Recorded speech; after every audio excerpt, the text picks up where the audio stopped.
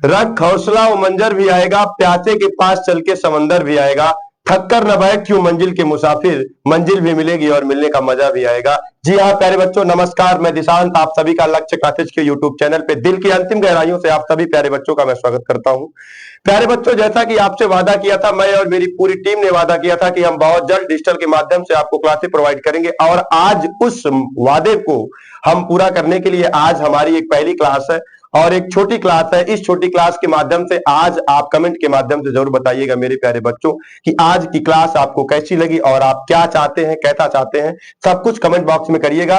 और अब मैं अपनी क्लास को स्टार्ट करता हूं। तो जैसे पहला प्रश्न स्क्रीन पे आपको दिख रहा होगा कि निम्न में से दंत ध्वनि है। यूपीपी जेल वार्डर की परीक्षा 19/6/2018 में पूछा हुआ प्रश्न है। इसमें से पूछा है कि निम्न में से दंत ध्वनि है। तो सबसे पहले प्यारे बच्चे मैं आपको बता दूं कि ये दंत क्या है। ऐसे वर्ण जिनका उच्चारण करते समय हमारी जीवा दांत के पास चली जाती है उसे हम दंत ध्वनियां कहते हैं। तो जो इसका ऑप्शन है, पहला ऑप्शन है खा। तो प्यारे बच्चों ये दंत ध्वनि नहीं है, इसका उच्चारण स्थान कंठ है।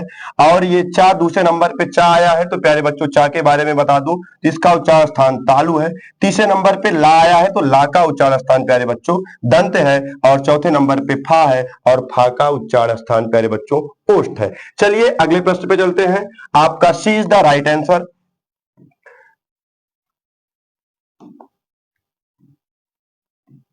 निम्न में से कौन सा वर्ण अघोष है?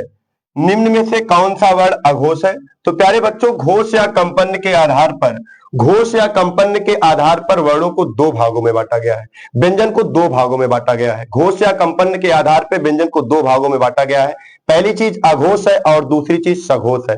ऐसे वर्ण जिनका उच्चारण करते समय घोष या कंपन नहीं होते उनको अघोष कहा जाता है, और ऐसे वर्ण जिनका उच्चारण करते समय घोष या कंपन होती है उसे सघोष कहा जाता है। तो प्रत्येक वर्ग का पहला और दूसरा अक्षर अघोष के अंतर्गत आता है, और प्रत्येक वर्ग का तीसरा और चौथा और पांचवा अक्षर सघोष के अंतर्गत आता है। तो प्यारे बच्चों, जैसे मैं आपको बता दूं तो ये का, खा, गा, घा, अंगा, ये का वर्ग है, और प्रत्येक वर्ग का पहला अक्षर और दूसरा अक्षर अघोष वर्ण के अंतर्गत आता है, और गा, घा, अंगा तीसरा, चौथा और पांचवा अक्षर सघोष वर्ण के अंतर्गत आता है। तो प्यारे बच्चों, सबसे पहले देखिए आप चा लिखा हुआ है, और चा लिखा हुआ है, आपसे पूछा गया है अघोष वर्ण।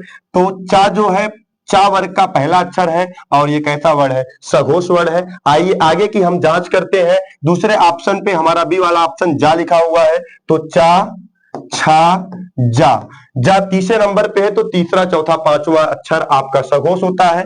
अगले ऑप्शन की जांच करते हैं। देखिए झा लिखा हुआ है, तो चा, छा, जा, झा चौथे नंबर पे है, ये भी सघोष है। अगले ऑप्शन की जांच करते हैं, तो अंगा लिखा गया है, प्यारे बच्चों का वर्ग का पांचवा अक्षर है। मैंने आपको बताया कि प्रत्येक वर्ग का पहला और दूसरा अक्षर ही अघोष होता है, तीसरा, चौथा, पांचवा अक्षर सघोष होता है। चलिए हम अगले प्रश्न की तरफ चलते हैं। ए इज द राइट आंसर। प्यारे बच्चे, तीसरे प्रश्न पे जब हम आते हैं तो इसमें लिखा गया है कि हिंदी में अल्प विराम चिन्ह है। प्रश्न लिखा गया है कि हिंदी में अल्प विराम चिन्ह है। पहले नंबर पे ये आपको मिलता है, दूसरे नंबर पे ये ऑप्शन है, तीसरे नंबर पे ये ऑप्शन है, चौथे नंबर पे ये ऑप्शन है। ये आप प्यारे बच्चे जानते हो कि इसको प्रश्नवाचक वाक्य का प्रश्नवाचक चिन्ह कहा जाता है। और प्यारे बच्चे, आप ये भी जानते हो कि इसको विस्मयादि बोधक चिन्ह कहा जाता है। और प्यारे बच्चे, इसे पूर्ण विराम कहा जाता है, और इसे अल्प विराम कहा जाता है। D is the right answer. चलिए प्यारे बच्चों, हम अपने अगले प्रश्न की तरफ मूव करते हैं। प्रश्न संख्या 4 में लिखा गया है, निम्न में से कौन से शब्द में री की मात्रा का उपयोग हुआ है? आपको मेरे प्यारे बच्चे बताना है कि कौन सा ऐसा शब्द है जिसमें री की मात्रा का प्रयोग हुआ है। आइए देखते हैं। पहला ऑप्शन में लिखा गया है क्रिया। तो प्यारे बच्चों, आप जानते हो कि जो री है वो स्वर के अंतर्गत आता है, और क्रिया में अगर आप इसको देखोगे तो का में जो लगा हुआ है मेरे प्यारे बच्चों, ये लगा हुआ है रा लगा हुआ है। और इसके संबंध में मैं आपको बता दूं कि कौन सा रा है। तो प्यारे बच्चों, रा तो 3 प्रकार का होता है, लेकिन लिखा जाता है 4 तरीके से लिखा जाता है। जो पहला तरीका है वो ये वाला है, जिसे स्वर सहित रा कहा जाता है। दूसरा तरीका जो आपके आंखों के सामने मैं लिख रहा हूं, ये वाला है, जिसे पदेन रा कहा जाता है। तीसरा तरीका जो गोल वर्णों में लगाया जाता है इसे हंस पदेन रा कहा जाता है। चौथा तरीका जो ऊपर जिसे आप अपनी आमतौर बोल चाल के भाषा में उड़ैया रा बोलते हो उसे हिंदी में रेप रा कहा जाता है। ये आधा होता है, बाकी सारे रा पूरा होते हैं। तो प्यारे बच्चों इसमें तो रा लगा हुआ है। दूसरे प्रश्न पे आते हैं। तो प्यारे बच्चों वर्षा में देखिए आप रेप रा लगा हुआ है, और तीसरे ऑप्शन पे हम आते हैं तो ऋतु में डायरेक्ट आपको रा दिखाई ही दे रहा है, और चौथे ऑप्शन की तरफ जब आते हैं तो प्यारे बच्चों ये री का सिंबल लगा हुआ है। तो आपसे प्रश्न में पूछा है निम्न में से कौन से शब्द में री की मात्रा का उपयोग हुआ है, तो प्यारे बच्चों D is the right answer आपका। चलिए अगले प्रश्न की तरफ चलते हैं, आपको लेके चलते हैं, बने रहिएगा मेरे साथ। बेहतरीन प्रश्नों की श्रृंखला आपके लिए मैं लेके आया हूं। पांचवें प्रश्न पे हम लोग चलते हैं मेरे प्यारे बच्चों। कौन से शब्द में रा व्यंजन नहीं है? अब आपको मेरे प्यारे बच्चों बताना है कि कौन सा ऐसा शब्द है जिसमें रा व्यंजन नहीं है। तो प्यारे बच्चे आपके सामने लिखा हुआ है, प्रश्न में लिखा है कौन से शब्द में रा व्यंजन नहीं है, मात्र लिखा गया है। तो मेरे प्यारे बच्चे इसमें अगर आप ध्यान से देखेंगे तो इसको जब आप वर्ण विच्छेद करेंगे तो मां को अलग करेंगे तो बड़ा आ निकलेगा। उसके बाद ये जो त्रा है इसको अगर आप जानते हैं तो प्यारे बच्चों संयुक्त अक्षर की श्रेणी में 4 वर्ण आते हैं, छ, त्रा, ज्ञा, स्रा। आपको यहीं पे बता दूं मैं प्यारे बच्चों कि संयुक्त अक्षर किसे कहा जाता है। ऐसे वर्ण जिनको लिखने के लिए कम से कम 3 वर्णों की आवश्यकता पड़ती है उन्हें हम संयुक्त अक्षर कहते हैं। तो ये जो त्रा है मेरे प्यारे बच्चों ये आधा ता और पूरा रा में से निकलेगा आ, इनके संयोग से बना हुआ है। तो जब आप इसको अलग करोगे तो ता को अलग करोगे तो क्या आएगा? रा आएगा, और जब आप रा को अलग करोगे तो फिर क्या आएगा? आएगा। तो प्यारे बच्चों इसमें तो रा का प्रयोग आपको आपकी आंखों से दिखाई दे रहा है कि हुआ है। दूसरे प्रश्न की तरफ चलते हैं तो डायरेक्ट आपको प्रत्यक्ष दिखाई दे रहा है कि मेरे प्यारे बच्चे इसमें रेप रा का प्रयोग हुआ है। और तीसरे ऑप्शन की तरफ जब मैं मूव करता हूं तो प्यारे बच्चों अभी मैंने अपने पिछले प्रश्न में बताया था कि ये जो रा होता है इसे पदेन रा कहा जाता है। रा का प्रयोग आपको दिख रहा है, लेकिन जैसे ही हम अपने चौथे ऑप्शन की तरफ आते हैं इसमें आपको दिखाई दे रहा है कि ता के नीचे री की मात्रा लगी हुई है, और री जो है वो स्वर के अंतर्गत आता है। तो आपसे पूछा है कौन से शब्द में रा व्यंजन नहीं है, D is the right answer. अगले प्रश्न की तरफ मूव करते हैं मेरे प्यारे बच्चों, बने रहिएगा मेरे साथ लास्ट तक। ज्यादा प्रश्न नहीं है, आज पहली क्लास है, सिर्फ और सिर्फ मैं 11 प्रश्नों को लेके आपके समक्ष उपस्थित हुआ हूं। अगला प्रश्न, वर्णों के कितने भेद हैं? मेरे प्यारे बच्चे जब भी आपसे वर्ण की बात की जाएगी तो वर्ण के अंतर्गत 2 चीजें आती हैं। ध्वनि चिन्हों के लिखित रूप को ही वर्ण कहा जाता है, और जब भी वर्ण की बात की जाएगी तो वर्ण के अंतर्गत स्वर और व्यंजन आता है। स्वर उसे कहते हैं जो स्वतंत्र होते हैं, जिन्हें बोलने के लिए किसी अन्य वर्ण की आवश्यकता नहीं पड़ती है, उसे स्वर कहा जाता है। और व्यंजन वे होते हैं जो अस्वतंत्र होते हैं, जिन्हें बोलने के लिए किसी अन्य वर्ण की आवश्यकता पड़ती है, उसे हम व्यंजन कहते हैं। तो आपसे प्रश्न पूछा गया कि वर्ण के कितने भेद होते हैं, तो आप पहला ऑप्शन है 10, दूसरा ऑप्शन है 7, तीसरा ऑप्शन है 2 और चौथा ऑप्शन है 8। तो मेरे प्यारे बच्चे आप जवाब दोगे वर्ण के 2 भेद होते हैं, एक तो स्वर होता है और दूसरा क्या होता है लल्ला, व्यंजन होता है। तो आपका सी इज द राइट आंसर। अगले प्रश्न की तरफ हम मूव करते हैं, कौन सा व्यंजन नासिका द्वारा उच्चारित होता है? आपसे पूछा जा रहा है मेरे प्यारे बच्चों कि कौन सा ऐसा व्यंजन है जो नासिका द्वारा उच्चारित होता है। तब आप देखेंगे पहले नंबर पे अड़ा लिखा हुआ है, दूसरे नंबर पे जा लिखा हुआ है, तीसरे नंबर पे अंगा लिखा गया है और चौथे नंबर पे दा लिखा गया है। तो प्यारे बच्चों प्रत्येक वर्ग का जो 5वां अक्षर होता है, वर्गों की संख्या 5 है, और प्रत्येक वर्ग के जो पंचमाक्षर होते हैं वो नासिक वर्ण के ही अंतर्गत आते हैं, अर्थात अंगा, इया, अड़ानामा नासिक वर्ण के अंतर्गत आते हैं। तो इसमें अड़ा और अंगा आपका दोनों ऑप्शन सही है। चलिए अगले प्रश्न की तरफ चलते हैं मेरे प्यारे बच्चों। 8वां नंबर का प्रश्न, इनमें से कौन सा ऊष्म व्यंजन है? तो आपको बताना है मेरे प्यारे बच्चों कि इनमें से कौन सा ऊष्म व्यंजन है।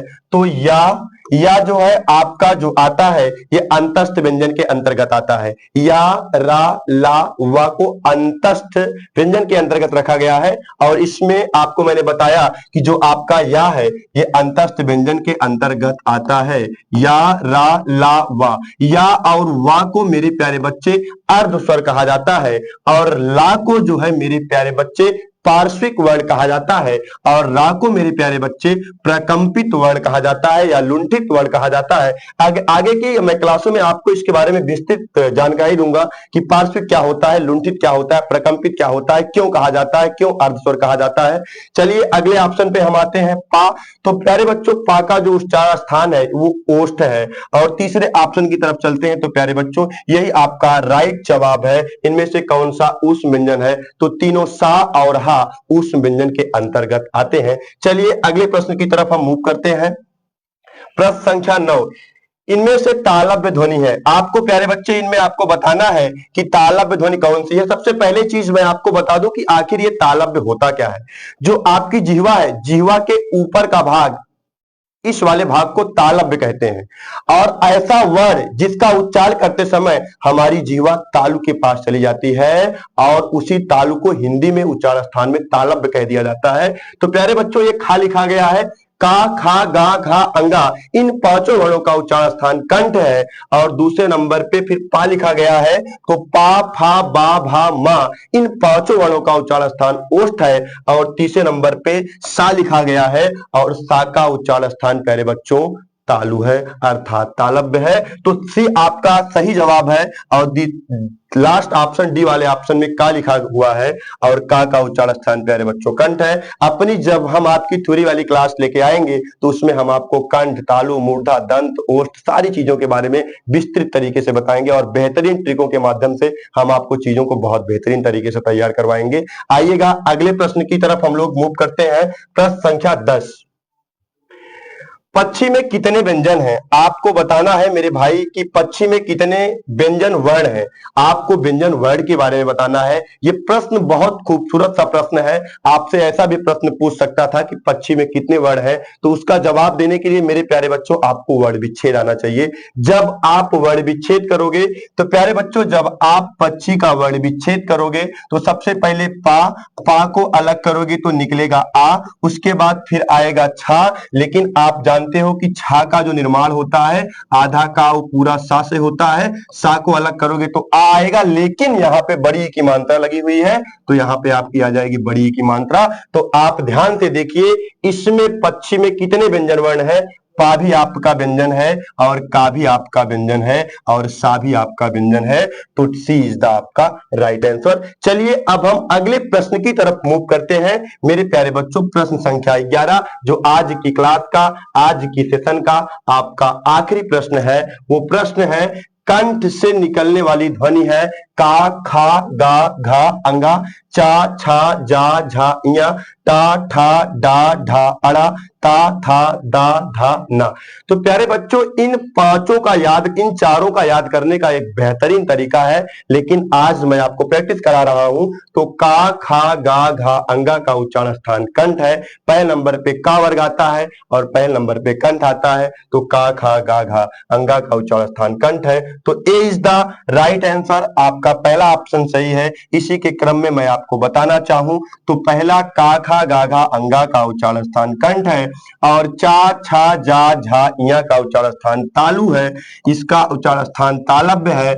और टा, ठा, डा, ढा का उच्चारण स्थान मूर्धा है और जिसे मूर्धन्य कहा जाता है। और ता, था, दा, धा का उच्चारण स्थान दंत है जिसे हिंदी में दंत कह दिया जाता है। तो प्यारे बच्चों आज की मेरी क्लास यहीं तक है। अगर आपको वीडियो अच्छा लगता है तो आप अपने हर छोटे बड़े भाई बहन, अनुज, अग्रज, इत्र, मित्र, सगे संबंधी के पास जरूर शेयर करिएगा। और यदि वाचन संबंधी कोई अशुद्धि हुई होगी तो उसके लिए मुझे माफ करिएगा और कमेंट बॉक्स में जरूर बताइएगा कि आज की क्लास आपको कैसी लगी है। Thank you so much. Best of luck all my dear student.